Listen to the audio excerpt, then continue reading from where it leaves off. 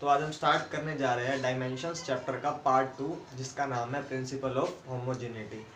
पहले पार्ट में हम डायमेंशंस ऑलरेडी पढ़ चुके हैं, आज हम डायमेंशंस की एप्लीकेशंस देखेंगे।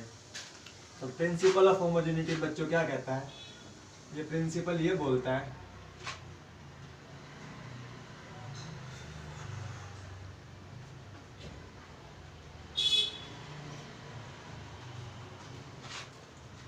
कि जो डायमेंशंस लेफ्ट हैंड साइड पर होती है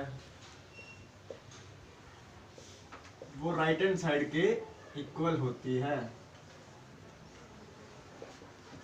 या इसका एक मतलब और है बच्चों, आप यूं कह सकते हैं कि हम add, subtract, equate same dimensions.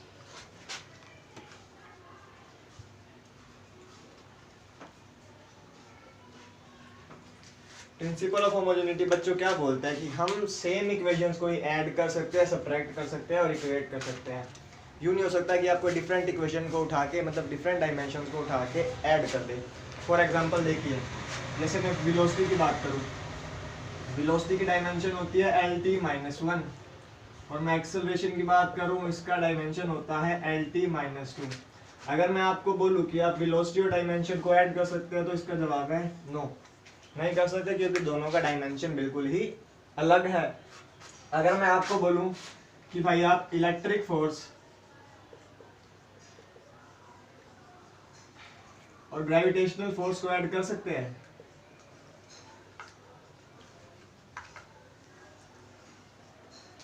अगर इन दोनों का डायमेंशन सेम है तो ही आप इन दोनों को ऐड कर सकते हैं, अदरवाइज आप इलेक्ट्रिक फोर्स और ग्रेविटेशनल फोर्स को ऐड नहीं कर सकते।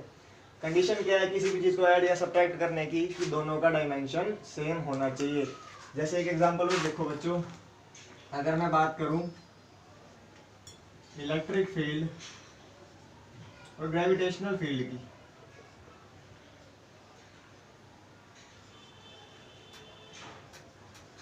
तो क्या मैं इन दोनों फील्ड्स को ऐड कर सकता हूं? अगर इन दोनों फील्ड्स का डायमेंशन सेम होगा तो ही आप इन दोनों फील्ड्स को ऐड कर पाएंगे, वरना ऐड नहीं कर पाएंगे। मैं बता दूं कि इन दोनों का डायमेंशन सेम नहीं होता है।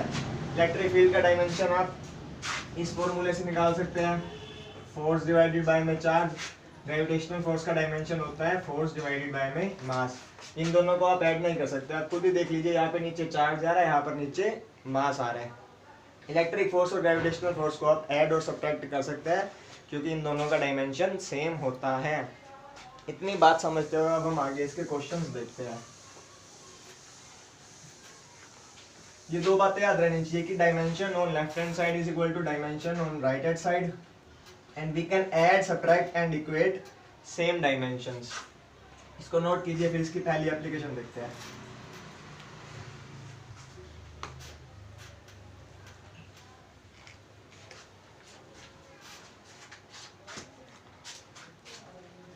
एप्लीकेशन से पहले बच्चों मैं आपको कुछ इंपॉर्टेंट पॉइंट्स बता देता हूं, ध्यान से देखिएगा।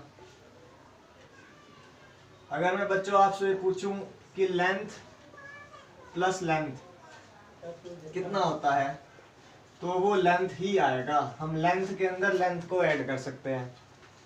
अगर मैं कहूं लेंथ में से मैं लेंथ को माइनस कर दूं तो भी हमारा आंसर लेंथ ही आएगा। अगर मैं लेंथ से लेंथ को मल्टीप्लाई करूं तो हमारा आंसर लेंथ का स्क्वायर हो जाएगा, L into L, L square. अगर मैं लेंथ से लेंथ को डिवाइड करूं तो हमारा आंसर L की पावर 0 हो जाएगा, क्योंकि L divided by L, L से L मर जाएगा। अब कई बच्चे सोचते हैं कि भाई L प्लस L 2L क्यों नहीं हुआ। बच्चों देखो, ये कोई नंबर नहीं है, ये हमारी डायमेंशन है, इसलिए हमारा L प्लस L 2L नहीं हुआ। मैं आपको एग्जांपल दे देता हूँ। मान लीजिए आपने 10 मीटर के अंदर 20 मीटर ऐड किया, 10 मीटर के अंदर 20 मीटर ऐड किया, आपका आंसर आएगा 30 मीटर। अब ध्यान से देखिए, मीटर भी लेंथ की यूनिट है और राइट हैंड साइड पे मीटर, ये भी लेंथ की यूनिट है। तो लेंथ में मैंने मीटर में मीटर ऐड किया और मेरा आंसर मीटर में ही आया। तो लेंथ प्लस लेंथ हमारा लेंथ ही रहता है। बट अगर मैं बात करूं कि लेंथ से लेंथ को मल्टीप्लाई करें तो अगर आप 10 मीटर से 20 मीटर को मल्टीप्लाई करेंगे तो आपका आंसर आएगा 300 मीटर स्क्वायर। 300 metre square. तो मीटर इंटू मीटर कितना आया, मीटर स्क्वायर। तो लेंथ प्लस लेंथ लेंथ होता है और लेंथ मल्टीप्लाई लेंथ लेंथ का स्क्वायर होता है। इसको आप नोट कर लीजिए। फिर हम पहली एप्लीकेशन पे चलते हैं डायमेंशन की।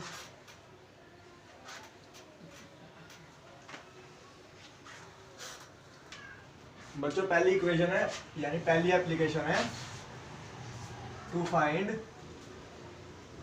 Values of unknown variables.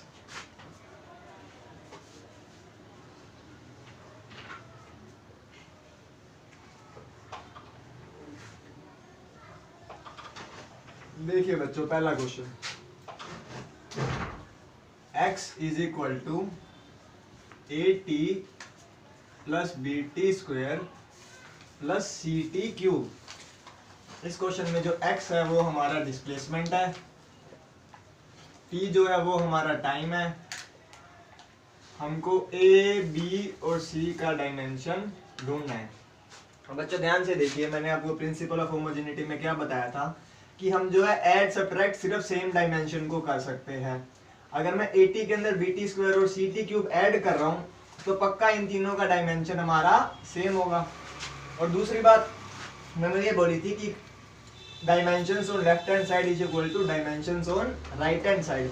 इसका मतलब जो इन तीनों का मिला के डायमेंशन आएगा वो इसका होगा, यानी जो डायमेंशन AT का होगा वही x का होगा, जो BT स्क्वायर का होगा वही x का होगा और जो CT क्यूब का होगा वही x का होगा, क्योंकि हम ऐड सेम डायमेंशन को कर सकते हैं। ये वाला डायमेंशन इसके इक्वल होगा क्योंकि लेफ्ट हैंड साइड और राइट हैंड साइड पड़ा है।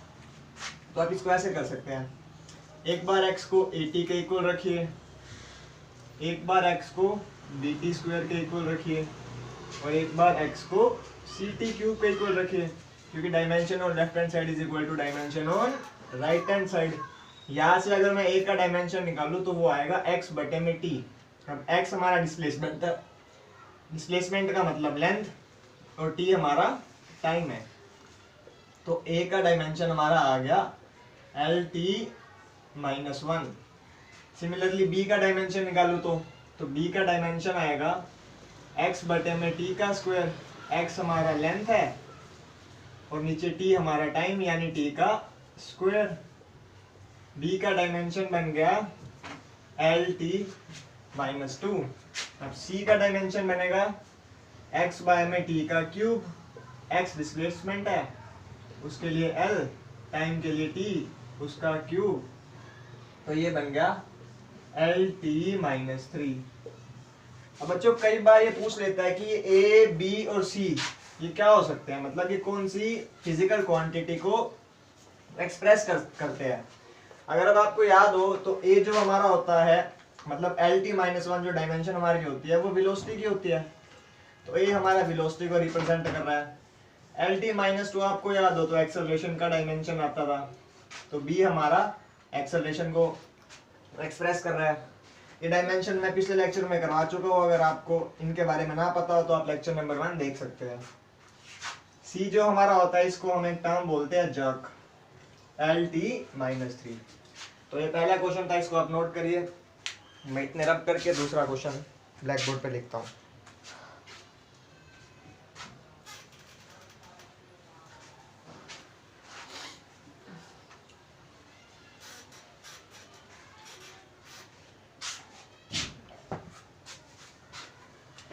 क्वेश्चन नंबर 2,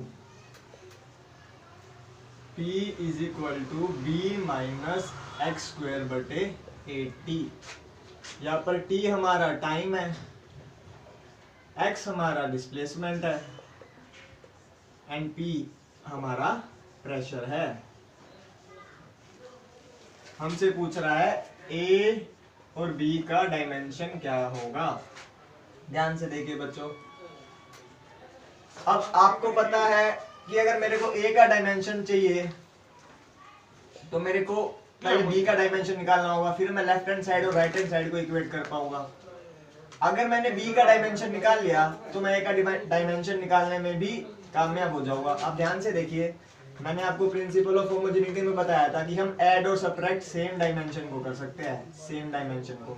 अब अगर मैं b में से x स्क्वायर सब्ट्रैक्ट कर रहा हूँ तो 100% b और x स्क्वायर का डायमेंशन जो है वो सेम होगा।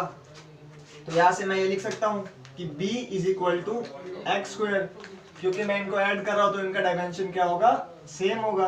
अब x हमारा डिस्प्लेसमेंट है तो ये बन गया हमारा लेंथ का स्क्वायर, तो b का डायमेंशन आ गया लेंथ।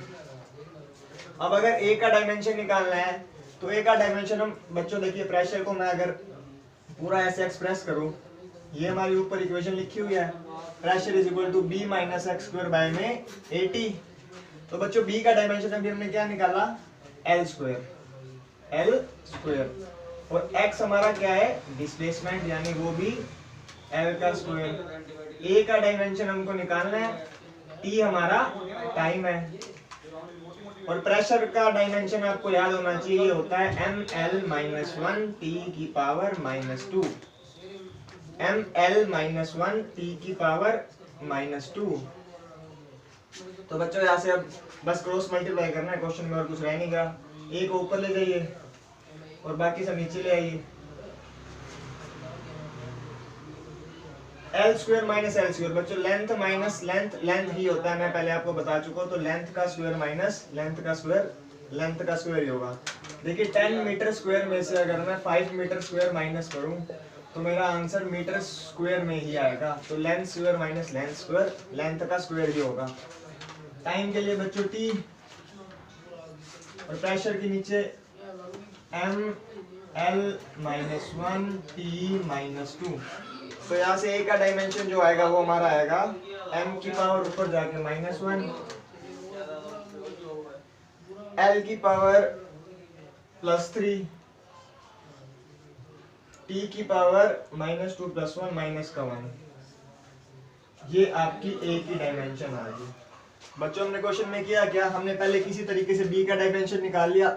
b का डायमेंशन हमने पहले क्यों निकाला, क्योंकि हमारे पास रूल यही है कि हम ऐड सब्ट्रैक्ट सेम डायमेंशन को कर सकते हैं। मल्टीप्लिकेशन के लिए बच्चों कोई रूल नहीं होता, मल्टीप्लाई डिवाइड आप किसी भी चीज को कर सकते हैं, किसी भी इक्वेशन से किसी भी नंबर को आप मल्टीप्लाई कर सकते हैं। तो हमने पहले प्रिंसिपल ऑफ होमोजेनिटी का यूज करके b का डायमेंशन निकाला, फिर दूसरी application dimension on left hand side is equal to dimension on right hand side use करके a का डायमेंशन निकाला। नोट कीजिए बच्चों इसको।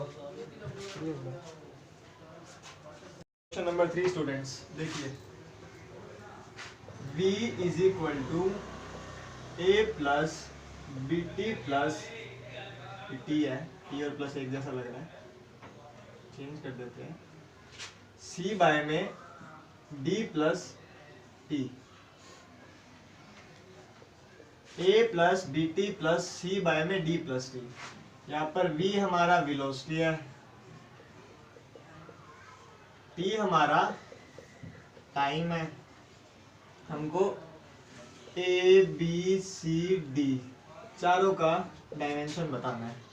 ध्यान से देखिए, पहले रूल को यूज करते हैं कि dimension on left hand side is equal to dimension on right hand side. दूसरी बात, इन तीनों का डायमेंशन सेम होगा क्योंकि हम इन तीनों को ऐड कर रहे हैं, प्लस में इन तीनों का डायमेंशन इसके डायमेंशन के इक्वल होगा क्योंकि dimension on left hand side is equal to dimension on right hand side.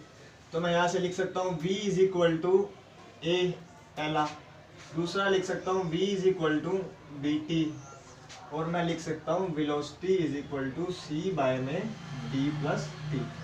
अब ध्यान से देखिए, a का डायमेंशन तो वेलोसिटी वाला ही हो गया, यानी कि एल टी माइनस 1, क्योंकि a is equal to v direct लिया है। b का डायमेंशन हो गया v बटे में t, यानी वेलोसिटी का dimension L T minus 1, time का डायमेंशन t, तो b का डायमेंशन हो गया एल टी माइनस 2।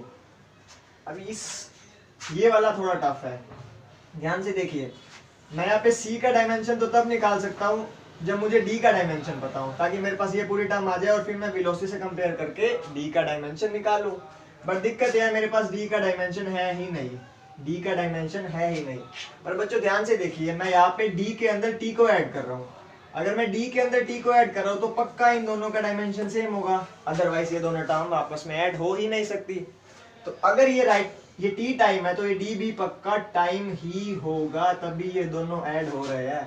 तो डी का जो डायमेंशन है आपका वो टी आ गया, यानी कि टाइम वाला। अब यहाँ से सी का डायमेंशन निकालना बहुत आसान है। Dimension on right hand side is equal to dimension on left hand side. See नीचे time plus time, T plus T, T plus T बच्चों आपका टी ही होगा, तो यहाँ से सी का डायमेंशन हो गया वेलोसिटी मल्टीप्लाई बाय में टाइम, यानी L T minus one velocity के लिए, टाइम के लिए टी, तो इसका डायमेंशन आ गया आपका एल। टी की पावर माइनस वन से टी मर गया, सी का आपका डायमेंशन आ गया एल। तो ए का डायमेंशन क्या था, L T minus one, B का L T minus two, C का एल और डी का टी। इन्हीं दो एप्लीकेशन को यूज करके हमने सारे क्वेश्चन कर लिए पहली एप्लीकेशन के। इसके बाद बच्चों इसको नोट कीजिए, दूसरी एप्लीकेशन देखते हैं क्या होती है डायमेंशंस के अंदर।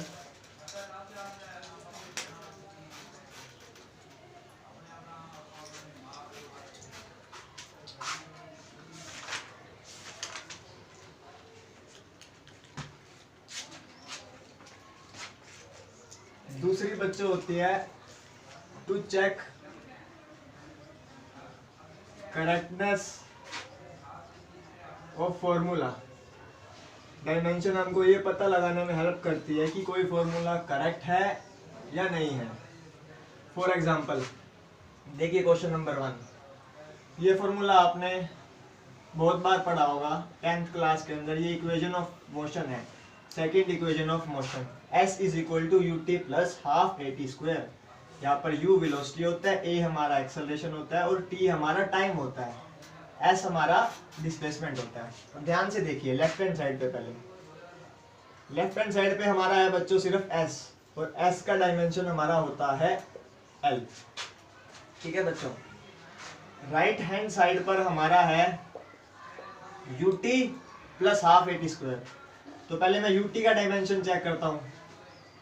u मतलब वेलोसिटी यानी एल टी माइनस वन, और t मतलब टाइम, t से t मर गया, l बच गया, यानी ut का डायमेंशन हमारा लेंथ वाला है।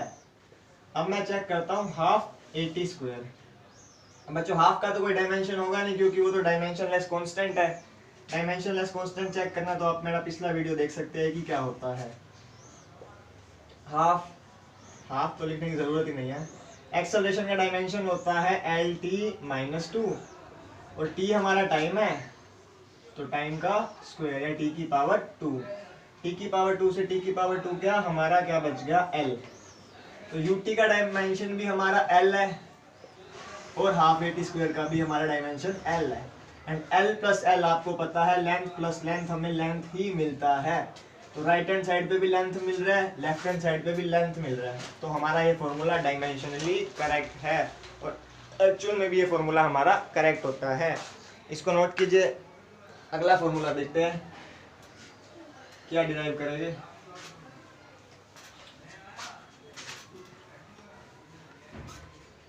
तो बच्चों अगला फॉर्मूला लिखिए, P is equal to 2 pi under the root L बटे जी। T बच्चों हमारा टाइम पीरियड होता है, L यहाँ पर हमारा लेंथ होता है, G हमारा होता है एक्सेलरेशन ड्यू टू ग्रेविटी, और इसकी डायमेंशन एक्सेलरेशन वाली ही होती है। तो बच्चों पहले लेफ्ट हैंड साइड चेक करते हैं। लेफ्ट हैंड साइड पे हमारा है टाइम, t के लिए डायमेंशन तो हमारा t ही होगा टाइम का डायमेंशन, तो लेफ्ट हैंड साइड पे तो टाइम बन रहा है। अब अगर राइट हैंड साइड पे भी टाइम बना तो ये हमारा फॉर्मूला डायमेंशनली करेक्ट होगा, अदरवाइज नहीं होगा। तो राइट हैंड साइड पे देखिए, राइट हैंड साइड पर टर्म है हमारी 2 pi under the root L बटे जी। अब अंडर द रूट L बटे जी ही यूज में आएगा क्योंकि 2 पाई तो हमारा कांस्टेंट है, कांस्टेंट की कोई डायमेंशन नहीं होती। तो L का डायमेंशन लेंथ वाला, G का डायमेंशन एक्सेलरेशन वाला एल टी माइनस 2, और ऊपर under root 1/2 under the root. अब L की पावर 1/2, नीचे L की पावर 1/2 और t की पावर -2, t की पावर -2 उसके ऊपर 1/2 यानी -2 उसके ऊपर 1/2, 2 से 2 मर गया तो नीचे क्या बच गया, t की पावर -1।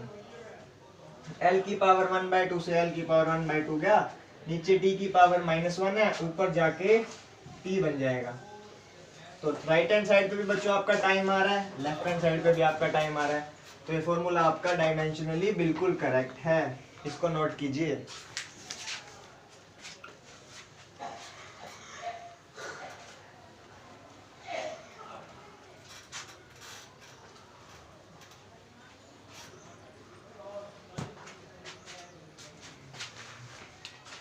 अगला फॉर्मूला बच्चों है frequency is equal to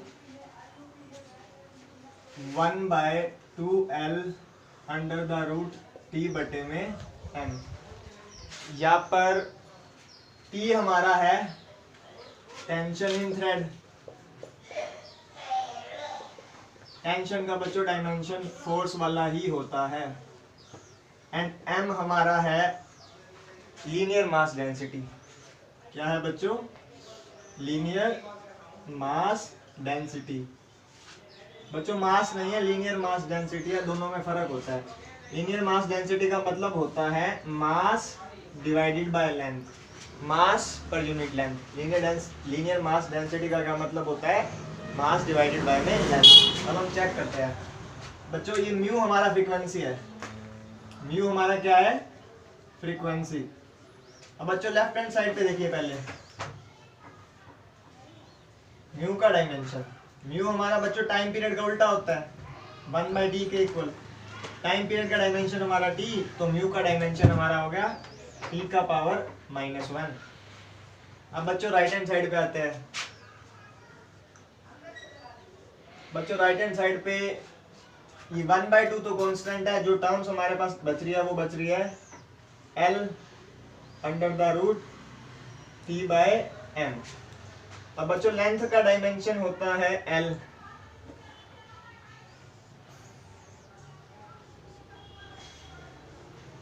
tension यानी कि फोर्स, फोर्स का डायमेंशन होता है MLT की पावर -2 उसका अंडर रूट मास पर यूनिट लेंथ। ये M क्या है हमारा, मास पर यूनिट लेंथ, इसका पावर 1/2। अब मैं इसको खोल देता हूं आगे, m की पावर 1/2, l की पावर 1/2, t की पावर -2 के साथ 1/2 यानी t की पावर बन गया -1।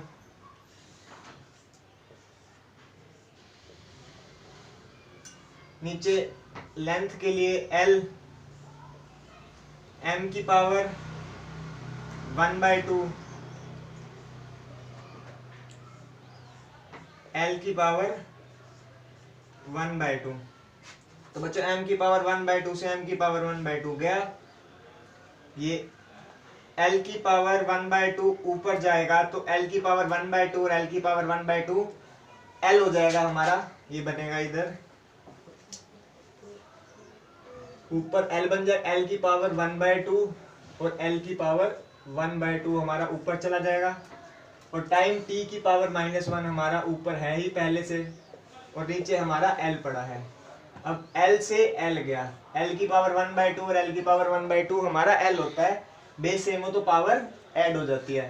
तो यहाँ से हमारी डायमेंशन राइट हैंड साइड पे बची, जो बची t की पावर -1। लेफ्ट हैंड साइड पे बच्चों डायमेंशन आ रही थी t की पावर -1, राइट हैंड साइड पे भी डायमेंशन आ रही है t की पावर -1। तो ये हमारा फॉर्मूला डायमेंशनली करेक्ट है, नोट कीजिए। इसके बाद अगली एप्लीकेशन देखते हैं,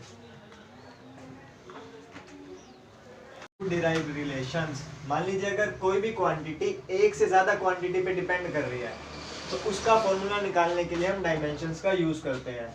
जैसे यहाँ पर बोल रहा है कि जो टाइम पीरियड है हमारा सिंपल पेंडुलम का, वो डिपेंड कर रहा है लेंथ ऑफ स्ट्रिंग पे, मास ऑफ बोब पे और एक्सेलरेशन ड्यू टू ग्रेविटी पे। हमको टाइम पीरियड का फॉर्मूला डिराइव करना है। तो ऐसे क्वेश्चंस को बच्चों देखो कैसे टैकल करेंगे। ये बोल रहा है कि टाइम पीरियड हमारा length acceleration due to gravity और मास पे डिपेंड कर रहा है। आप क्या कीजिए, इसको लिख लीजिए, लेंथ के ऊपर पावर चढ़ा दिए, पावर लगा दीजिए ए, ग्रेविटी के ऊपर लगा दीजिए बी और मास के ऊपर लगा दीजिए सी।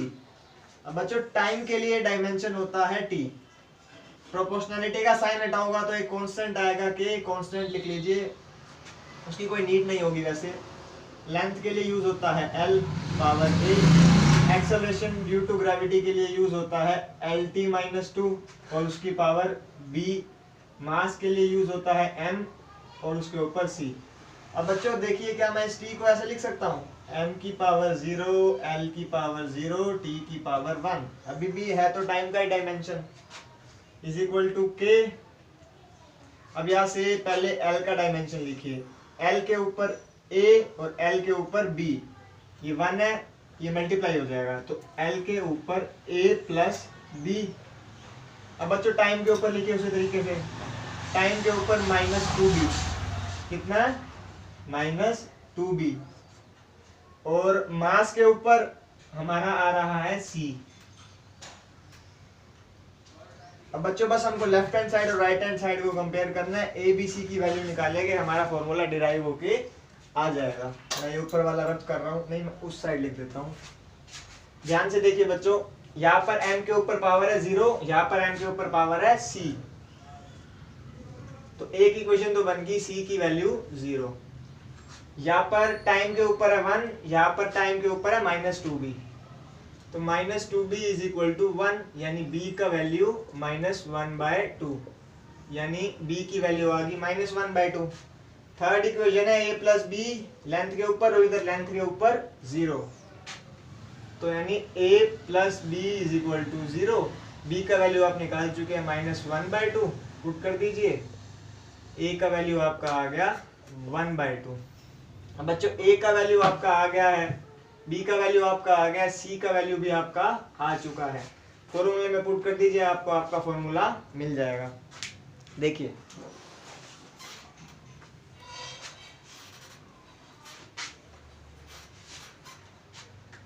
ये रहा फॉर्मूला, टाइम पीरियड का फॉर्मूला, के लेंथ के ऊपर a की वैल्यू आई है 1/2, यानी l के ऊपर 1/2, g के ऊपर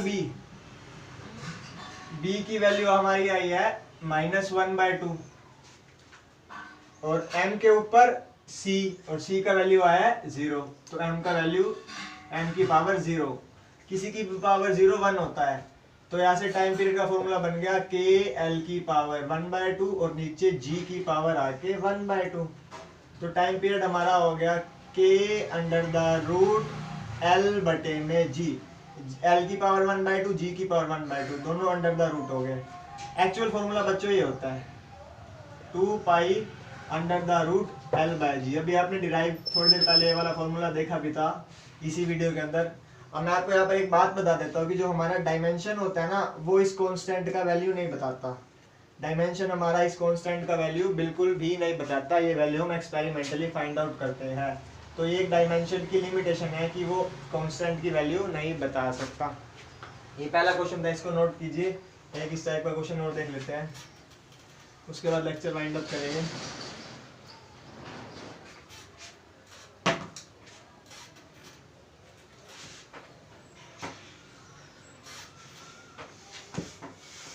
दूसरा देखिए बच्चों, frequency of a string depends on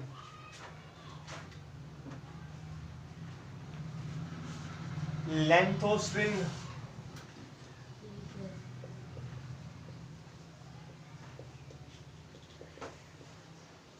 tension in string, tension का बच्चों डायमेंशनल फॉर्मूला फोर्स वाला होता है, एंड तीसरा मास per unit length of string. बच्चों मास पर यूनिट लेंथ भी हम आपको बता चुके हैं कि m बटे में l होता है, m बटे में l होता है, लीनियर मास डेंसिटी बोलते हैं इसको। ठीक है बच्चों, क्या बोल रहा है, जो हमारा फ्रीक्वेंसी है यानी कि म्यू, किस किस पे डिपेंड कर रहा है, लेंथ पे यानी एल, ऊपर ए लगा दीजिए, टेंशन पे यानी टी, ऊपर बी लगा दीजिए, मास पर यूनिट लेंथ अभी एम, ऊपर सी लगा दीजिए। तो बच्चों म्यू की डायमेंशन होती है टी की पावर -1 यानी टाइम पीरियड का उल्टा। प्रोपोर्शनलिटी का साइन हटाऊंगा तो एक कांस्टेंट आएगा जो कि है के। लेंथ की डायमेंशन एल वाली, ऊपर ए, टाइम की डायमेंशन टी, सॉरी टेंशन है यानी कि फोर्स वाली डायमेंशन एम एल टी की पावर -2, ऊपर बी, और मास पर यूनिट लेंथ एम हमारा है मास पर यूनिट लेंथ यानी एम एल -1, मास पर यूनिट लेंथ, एल ऊपर जाके -1 का, एम नीचे एल, मास पर यूनिट लेंथ, नीचे एल की पावर 1, ऊपर जाके एल की पावर -1, एम एल -1 सी। अब बच्चों क्या मैं इसको ऐसे लिख सकता हूँ, m की पावर 0, l की पावर 0, t की पावर -1 इज इक्वल टू के। पहले m वाली टर्म्स को इकट्ठा कर लीजिए, m के ऊपर b और m के ऊपर c, तो m के ऊपर b प्लस में c, क्योंकि बेस सेम तो पावर ऐड हो जाएगा। अब लेंथ को उठाइए, लेंथ यहाँ पे l की पावर a, यहाँ पे l की पावर b और यहाँ पे l की पावर -c, -1 इंटू सी -c। अब टाइम को उठाइए और इकट्ठा करिए, टाइम या t की पावर -2b और t की शायद कोई पावर नहीं है, तो ये तीनों इक्वेशंस बन गई। यहाँ से आप m को कंपेयर करिए तो एक इक्वेशन बनेगा, l को कंपेयर करिए दूसरा बनेगा, t को कंपेयर कीजिए तीसरा इक्वेशन बनेगा। तीन इक्वेशन से आपके पास ए बी सी का वैल्यू आ जाएगा, फॉर्मूले में पुट करके आपका आंसर आ जाएगा। सबसे पहले उठाते हैं हम टी के ऊपर, क्योंकि सिंगल वेरिएबल है तो इजीली निकल जाएगा। तो सबसे पहली इक्वेशन बनेगी -2b is equal to -1, T की पावर को कंपेयर करा जा रहा है, माइनस से माइनस बढ़ गया, b की पावर आ गई 1/2। दूसरा इक्वेशन उठाते हैं हम b प्लस सी, मास के ऊपर वाला, is equal to 0, b plus C is equal to 0, b का वैल्यू 1/2 है, पुट कर दीजिए, यहाँ से आपको c का वैल्यू मिल जाएगा -1/2। थर्ड इक्वेशन हमारा बच गया लेंथ वाला, लेंथ के ऊपर है a प्लस b माइनस सी और इधर है लेंथ के ऊपर 0। अब b का वैल्यू है 1/2, c का वैल्यू है -1/2, एक माइनस बाहर है तो माइनस माइनस प्लस हो जाएगा। यहाँ से a प्लस 1/2 प्लस 1/2 यानी a plus 1 is equal to 0, यानी a का वैल्यू हमारा आ गया -1। a का वैल्यू आपके पास आ गया, b का वैल्यू आपके पास आ गया, c का भी वैल्यू आपके पास आ गया। फॉर्मूले में पुट कीजिए, आंसर आपको मिल जाएगा। अब बच्चों फॉर्मूला क्या था, frequency is equal to some constant K L की पावर ए, एल की पावर ए की डायमेंशन है -1, टी की पावर बी, टी की पावर बी, बी की वैल्यू 1/2, एम की पावर सी, सी की वैल्यू -1/2। तो ये फॉर्मूला बन गया के एल की पावर 1 -1, नीचे जाके हो जाएगा एल की पावर 1, एल, टी की पावर ऊपर 1/2, एम की पावर ऊपर -1/2, नीचे जाके एम की पावर 1/2 हो जाएगा। दोनों के ऊपर पावर 1/2, अंडर द रूट कर देंगे, के बटे में L under the root T बटे में एम। ये आपका फ्रीक्वेंसी का फॉर्मूला डिराइव हो गया।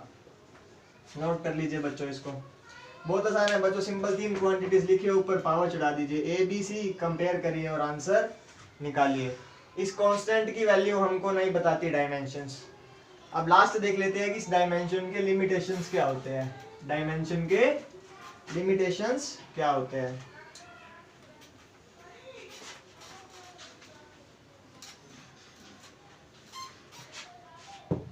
लिखिए बच्चों, लिमिटेशंस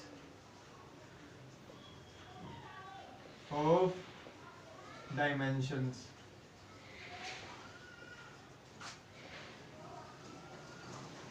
पहली लिमिटेशन होती है बच्चों, dimension can tell the value of constants in the formula। दूसरा बच्चों, जैसे अभी हमने फॉर्मूले डिराइव करे, ये फॉर्मूला डिराइव करा 2 pi under the root L बटे जी। फ्रीक्वेंसी का फॉर्मूला डिराइव करा 1 बटे M under the root T बटे जी। अब बच्चों ये जो क्वांटिटी है ना, 3 टर्म्स के ऊपर डिपेंड कर रही है, ग्रेविटी, टेंशन एंड मास। अब बच्चों अगर कोई क्वांटिटी हमारी 3 से ज्यादा टर्म्स पे डिपेंड करेगी ना, तो हम उसको डायमेंशंस को यूज करके उसका फॉर्मूला नहीं निकाल सकते। अगर कोई क्वांटिटी 3 से ज्यादा टर्म्स पे डिपेंड कर रही है तो डायमेंशंस के थ्रू हम उसका फॉर्मूला नहीं निकाल सकते। If a quantity depends upon more than 3 variables, then we can find the formula। बच्चों तीसरी लिमिटेशन जो हमने करेक्शन ऑफ फॉर्मूला देखा अगर डायमेंशंस के अंदर, करेक्शन ऑफ फॉर्मूला, जब हम फॉर्मूले की करेक्टनेस चेक कर रहे थे तो फॉर्मूले डायमेंशनली तो करेक्ट थे बच्चों, पर एक्सपेरिमेंटली वो फॉर्मूले करेक्ट हो इसकी कोई गारंटी नहीं है। तो जो फॉर्मूले हमने चेक करे थे, फॉर्मूलाज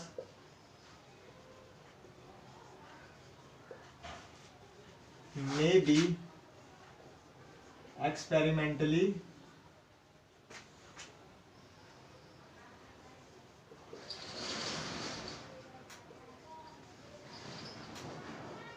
रॉन्ग। तो बच्चों ये लिमिटेशंस थी।